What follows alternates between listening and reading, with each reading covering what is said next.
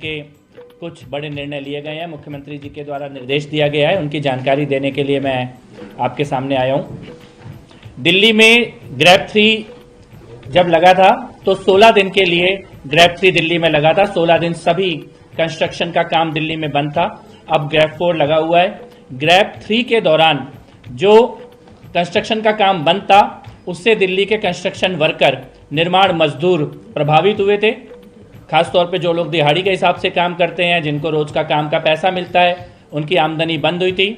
मुख्यमंत्री महोदया के द्वारा दिल्ली के लेबर डिपार्टमेंट ने, श्रम मंत्रालय ने, श्रम विभाग ने यह निर्णय लिया है कि सभी रजिस्टर्ड वेरीफाइड जो कंस्ट्रक्शन वर्कर हैं, निर्माण मजदूर हैं, ग्रैब 3 का कंपनसेशन 10,000 रुपये सबके खातों में दिल्ली सरकार के द्वारा भेजा जाएगा।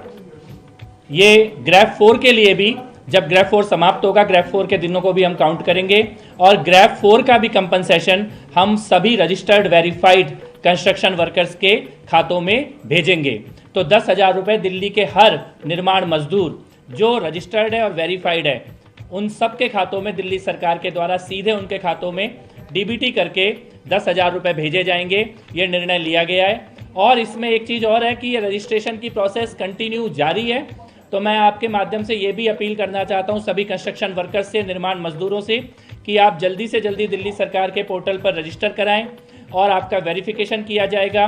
और इस प्रकार का जो भी रुकावट आती है कंस्ट्रक्शन के कामों में, उसमें जो हमारे श्रमिक हैं, श्रमिक बहन और श्रमिक भाई, जो मजदूर भाई और बहन हैं, उनको किसी भी प्रकार का कोई आर्थिक उनका नुकसान ना हो, ये दिल्ली सरकार सुनिश्चित करेंगी, मुख्यमंत्री जी सुनिश्चित करेंगी। तो ये पहला जो ट्रांसफ़र है, ये 10,000 रुपये का सभी रजिस्टर्ड वेरीफाइड कंस्ट्रक्शन वर्कर्स के खातों में भेजा जाएगा। ये पहला निर्णय है। दूसरा निर्णय जो दिल्ली सरकार के द्वारा किया गया है, श्रम विभाग के द्वारा किया गया है, ये बहुत ही इम्पॉर्टेंट है, क्योंकि जैसा कि आप सबको मालूम ही है कि जो हमारा कमीशन है एयर क्वालिटी मैनेजमेंट का दिल्ली के अंदर, उसने कुछ गाइडलाइन जारी की थी और बाद में हमारे पर्यावरण मंत्रालय ने, पर्यावरण विभाग ने भी कुछ गाइडलाइन जारी की थी। आज श्रम मंत्रालय ये निर्देश जारी कर रहा है सभी प्रतिष्ठानों के लिए, दिल्ली के सरकारी और प्राइवेट सभी प्रतिष्ठानों में कल से मैक्सिमम केवल 50% अटेंडेंस अलाउ होगी। बाकी 50% लोगों को वर्क फ्रॉम होम ये मैंडेटरी सभी प्रतिष्ठानों को देना होगा।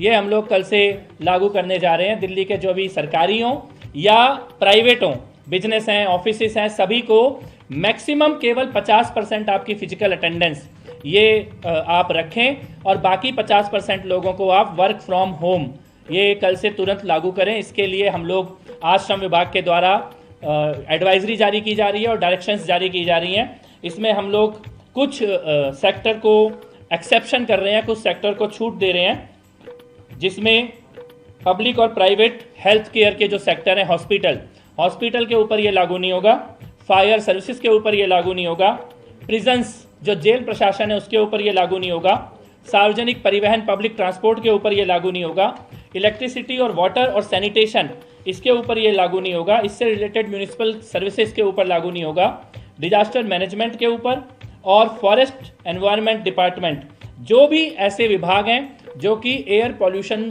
से टैकल करने का काम कर रहे हैं, एयर पॉल्यूशन को ठीक करने का काम कर रहे हैं, उनके ऊपर ये लागू नहीं होगा। बाकी सभी के ऊपर, दिल्ली के सभी प्रतिष्ठानों के ऊपर, सरकारी और गैर सरकारी, सबके ऊपर ये लागू किया जाएगा कि आपको मैक्सिमम 50% फिजिकल अटेंडेंस अपने ऑफिसों में देनी है, अपने कार्यालयों में देनी है और बाकी 50% लोगों को आपको वर्क फ्रॉम होम देना है।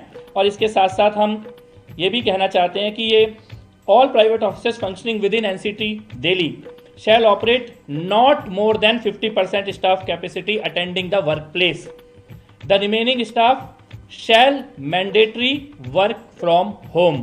ये लेबर डिपार्टमेंट की तरफ से हमारी गाइडलाइन है और इसमें ये भी हम उनको अपील भी हम साथ में कर रहे हैं 50% मैंडेटरी करने के साथ साथ कि आप वर्किंग आवर को फ्लेक्सिबल कीजिए।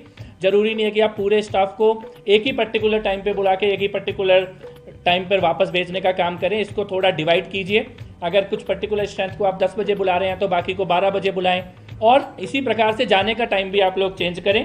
और वर्क फ्रॉम होम के जो नॉर्म्स हैं उनको पूरी तरह से सख्ती के साथ लागू करें और कोशिश करें कि जितना ज़्यादा कम गाड़ियों का इस्तेमाल हो, कार पूलिंग की जाए, अपने ऑफिस के स्टाफ को मोटिवेट करे, प्रमोट करे और ज़रूरत हो तो इस प्रकार की नीतियां बनाए कि अगर सभी लोग एक ही जगह से एक ही डेस्टिनेशन में आ रहे हैं तो आपस में कार पूलिंग करके आएँ।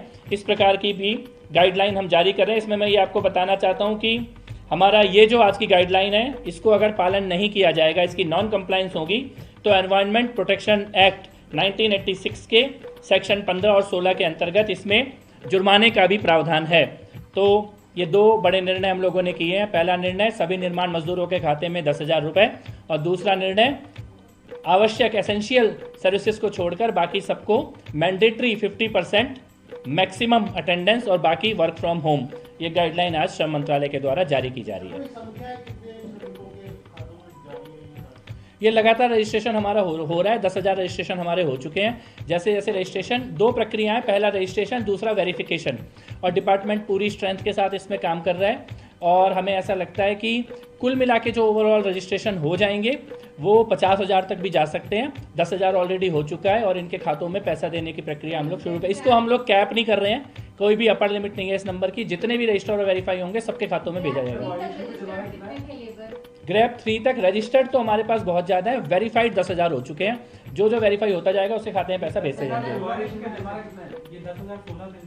16 दिन का 10,000 रुपये का पेमेंट है जो सीधे खातों में जाएगा। नहीं, इसकी बहुत सारी इक्वेशंस हैं इवेल्युएट करने की, जिसमें बेसिक जो वेज होता है उसको भी हम ध्यान में रखते हैं और उसके अलावा और भी बहुत सारे फैक्टर होते हैं। फिर सरकार के पास कितने संसाधन उपलब्ध हैं और कितनी बड़ी संख्या में और निर्माण श्रमिक मजदूर इसमें शामिल हो सकते हैं, उन सबको ध्यान में रखते हुए एक आम सहमति से एक निर्णय लिया जाता है। अभी हम लोगों ने 16 दिन का 10,000 रुपये का एक कंपनसेशन डिसाइड किया है। वो अलग अलग प्रावधान है। कोशिश है कि इसकी नौबत ही नहीं आएगी। सब लोग दिल्ली वाले इस वक्त एक साथ हैं और सब लोग इन निर्णयों का पालन करेंगे। जब सभी प्रतिष्ठानों की बात हो रही है तो हम सरकारी और प्राइवेट सभी, सरकारी भी बिल्कुल, सरकार भी 50% वर्क फ्रॉम होम पे काम करेगी। ये मुख्यमंत्री जी ने बिल्कुल निर्णय लिया है। सरकार के भी सभी दफ्तर, केवल उनको छोड़कर जो हेल्थ फैसिलिटी है, एनवायरनमेंट के लोग हैं, जो इस वक्त पर्यावरण के काम में जुड़े हुए हैं, एयर पॉल्यूशन के काम में जुड़े हुए हैं, फायर सर्विसेज है, मैंने उसकी पूरी लिस्ट आपको बोली है और अभी राइटिंग में भी आ जाएगी। उनको हम लोगों ने एक्सेप्शन दिया है, बाकी किसी को नहीं। बाकी सब लोग 50% वर्क फ्रॉम होम पे काम करेंगे।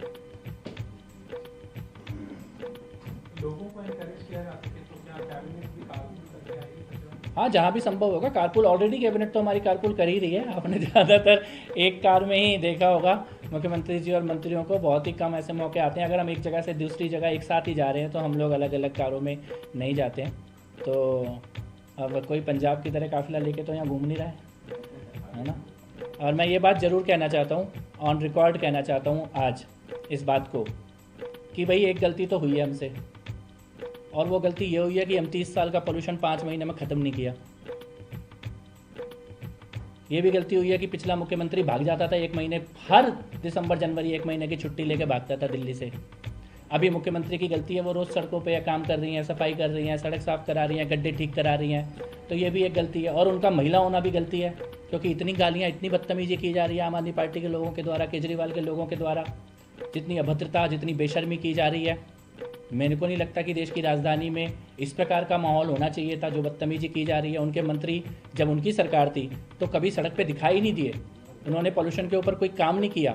और आज जिस प्रकार की वो बदतमीजियाँ कर रहे हैं वो खाली इसलिए कि एक शालीन महिला मुख्यमंत्री हैं जो रात दिन काम में लगी हुई हैं।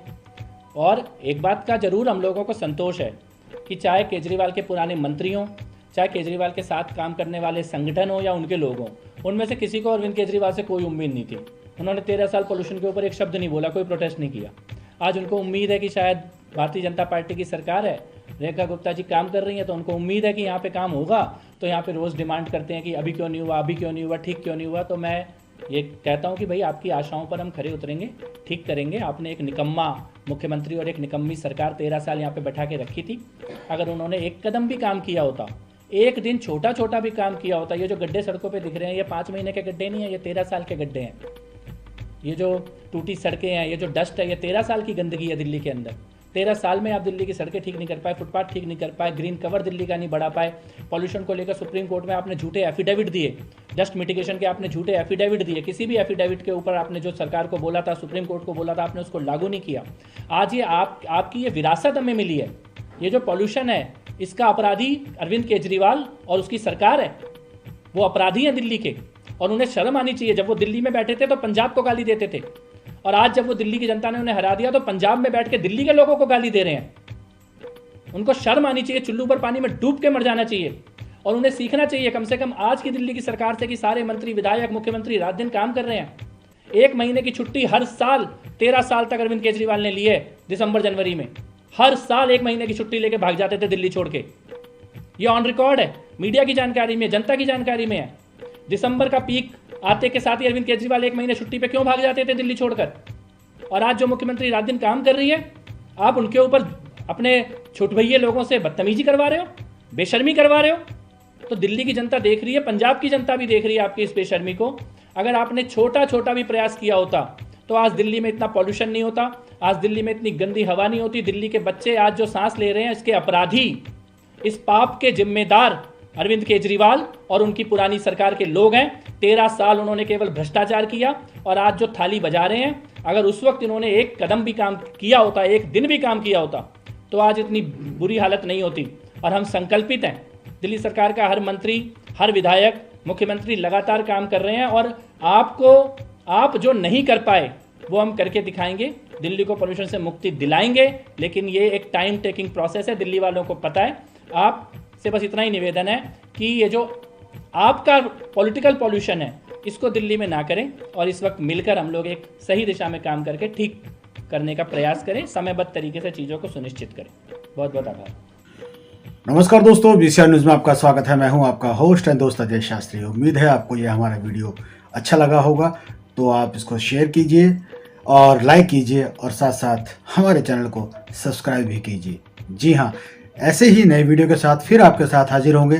तब तक के लिए आपसे अलविदा लेते हैं। भारत माता की जय, वंदे मातरम। जय हिंद दोस्तों।